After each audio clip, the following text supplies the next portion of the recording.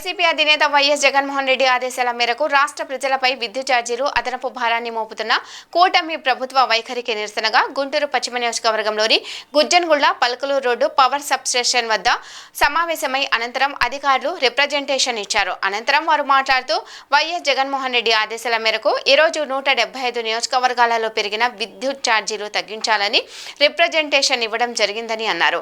జగన్మోహన్ రెడ్డి అధికారంలో ఉన్నప్పుడు నారా చంద్రబాబు నాయుడు అనేకమైన వాగ్దానాలు చేశారు. అందులో ఇది ఒకటి. తమ్ముళ్ళు నాకు ఓటు వేయండి, నేను విద్యుత్ ఛార్జీలు తగ్గిస్తాను అని చెప్పి అధికంగా పెంచిన వ్యక్తి అని మండిపడ్డారు. ఈ కార్యక్రమంలో జిల్లా పార్టీ అధ్యక్షులు అంబటి రాంబాబు, గుంటూరు పల్నాడు పరిశీలకులు Modugula Venugopal Reddy, Guntur municipal corporation chairman Kamati Manohar Naidu మరియు గుంటూరు పశ్చిమ నియోజకవర్గ నాయకులు, ప్రజలు తదితరులు పాల్గొన్నారు.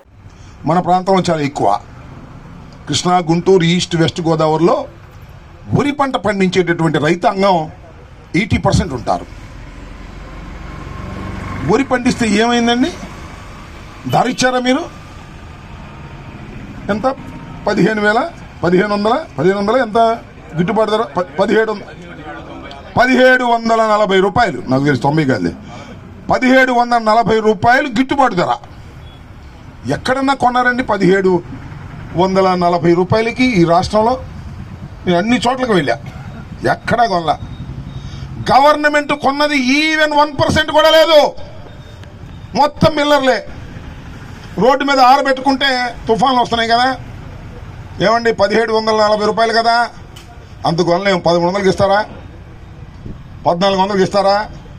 దీనిలో తడి శాతం ఎక్కువ ఉంది కాబట్టి 1350కి ఇస్తారా అని బేరం ఆడి